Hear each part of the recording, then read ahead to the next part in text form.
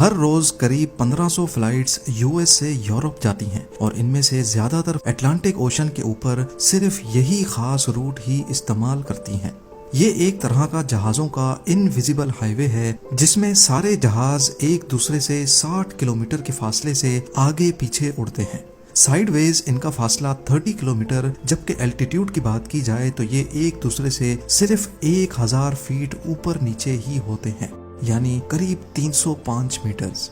कभी आपने खुद भी एक्सपीरियंस किया होगा या फिर कोई वीडियो तो जरूर देखी होगी जिसमें मल्टीपल जहाज आसमान में ही एक दूसरे के बहुत करीब होते हैं। ऐसा खास तौर पर यूएस से यूरोप की फ्लाइट्स में देखा जाता है जिसमें इस इनविजिबल हाईवे को इस्तेमाल किया जाता है। पर सवाल है कि जब पूरा आसमान खाली पड़ा है तो पायलट्स यहाँ एक दूसरे के करीब रहकर इंतहाई रिस्की सिचुएशन में सिर्फ इसी खास रूट को ही इस्तेमाल क्यों करते हैं। ज़ेम टीवी की वीडियोस में एक बार फिर से खुशामदीद।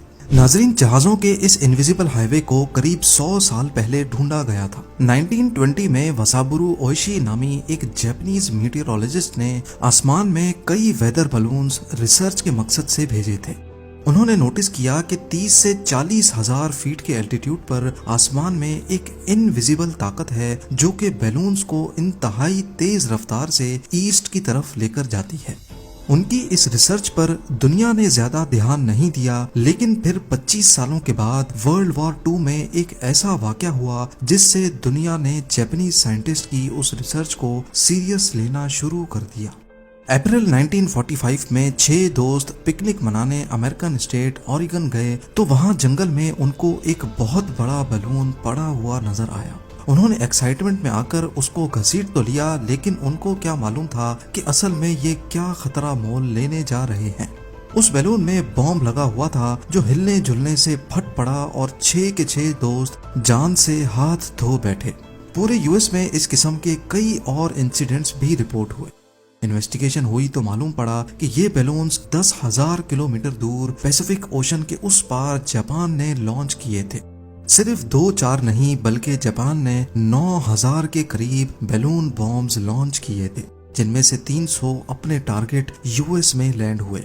जापान ने वसाबुरु ओइशी की रिसर्च का फायदा उठाकर ये बैलून्स लॉन्च किए थे जो तेज हवाओं में बहते हुए यूएस तक जा पहुंचे। तब से लेकर 30 से 40 हजार फीट ऊपर तेज हवाओं के इस टनल को जेट स्ट्रीम्स कहा जाता है।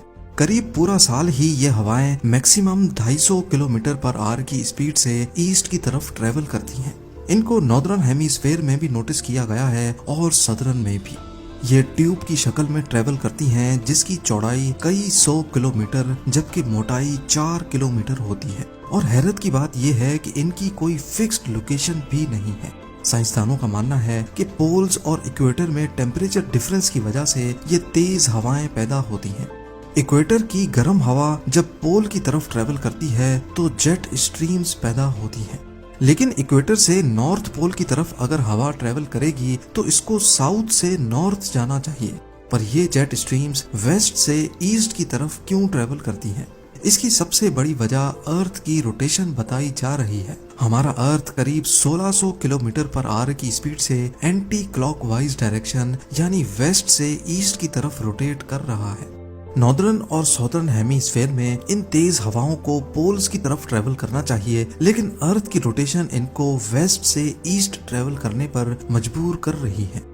अब आ जाते हैं हम अपने मेन क्वेश्चन की तरफ कि अटलांटिक ओशन के ऊपर यूएस से यूरोप जाने के लिए एक दिन में 1500 जहाज सिर्फ एक ही पाथ क्यों इस्तेमाल करते हैं। 1952 में एयरलाइन पायलट्स ने जेट स्ट्रीम्स पे ध्यान देना शुरू किया था। जिस तरह पैसिफिक ओशन के ऊपर भी जेट स्ट्रीम पाई जाती है, उसी तरह यूएस से यूरोप के सफर के दौरान अटलांटिक ओशन के ऊपर भी जेट स्ट्रीम्स मौजूद हैं। दौरान सफर पायलट्स जहाज को जानबूझकर जेट स्ट्रीम के अंदर लेकर जाते थे क्योंकि 250 किलोमीटर पर आवर की हवाएं जहाज को आगे की तरफ पुश करती थी। इससे जहाज की स्पीड भी बढ़ जाती थी, टर्बुलेंस भी कम हो जाती थी और जाहिर है फ्यूल की भी काफी बचत होती थी। इसी तरह अगर यूरोप से वापस यूएस जाना हो तो फिर पायलट्स कोई भी दूसरा रूट इस्तेमाल करते, पर जेट स्ट्रीम से दूर ही रहते। क्योंकि अब ये हवाएं ऑपोजिट डायरेक्शन में होती थीं, जिससे जहाज पर उल्टा असर पड़ता था। वक्त गुजरता गया और एयरलाइन इंडस्ट्री तेजी से ग्रो करती गई। तमाम पायलट्स ईस्ट की तरफ जाने के लिए अब जेट स्ट्रीम्स का इस्तेमाल करने लगे। पर सबसे बड़ा मसला था जेट स्ट्रीम्स के अंदर बढ़ती हुई ट्रैफिक का, जिससे एक्सीडेंट्स भी हो सकते थे। ये काम एयर ट्रैफिक कंट्रोलर यानी ATC का होता था कि वो वेदर के हिसाब से फ्लाइट्स का रूट प्लान बनाए ताकि जेट स्ट्रीम्स के अंदर कोई जहाज एक दूसरे से ना टकराए। ये तो हम सबको मालूम है कि एयर ट्रैफिक कंट्रोल टावर पे लगे रडार्स जहाजों की लोकेशन डिटेक्ट करते हैं। इस लोकेशन के बेसिस पे कौन सा प्लेन कितने एल्टीट्यूड पे और कितनी स्पीड से फ्लाई करेगा, ये सब कुछ ATC उनकी लोकेशन जानने के बाद ही मैनेज कर पाता है। लेकिन मसला ये है कि इन रडार्स की रेंज इतनी ज्यादा नहीं होती। ये ज्यादा से ज्यादा 128 किलोमीटर की रेंज में मौजूद जहाजों की पोजीशन डिटेक्ट कर सकते हैं।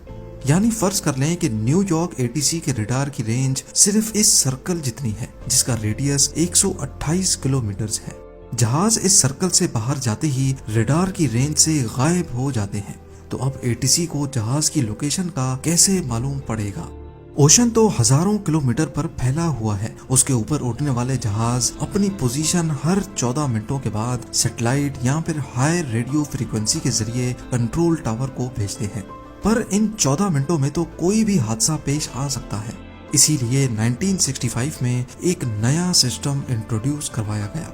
इसको Northern Atlantic Organised Track System या फिर NATOTS कहा जाता है। इस सिस्टम में अमेरिका और यूरोप जाने वाली फ्लाइट्स के लिए मल्टीपल रूट पाथ्स बनाए गए थे, जिनको अटलांटिक ओशन में 4 मेन सेंटर्स कंट्रोल करते हैं।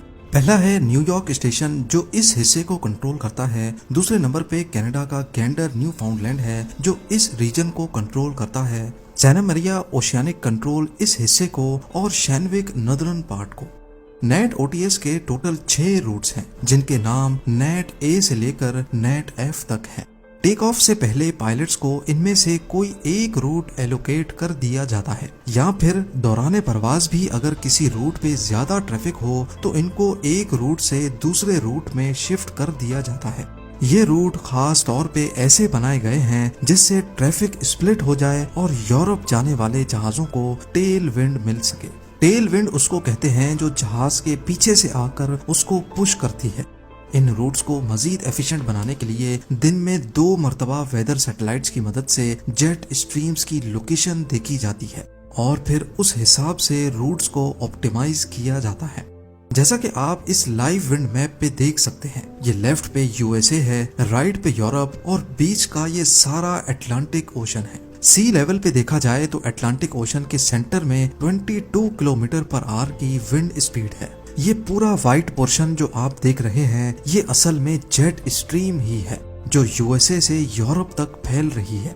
NATOTS के 6 रूट्स को इस जेट स्ट्रीम के अंदर ही रखा जाता है, ताकि अगर 5 या 10 मिनटों तक प्लेन की लोकेशन ATS को अपडेट ना भी हो तो प्लेन का ऑटो पायलट सिस्टम NATOTS के रूट्स की कंडीशन के मुताबिक अपनी स्पीड, एल्टीट्यूड और लैटिट्यूड मेंटेन रख सके।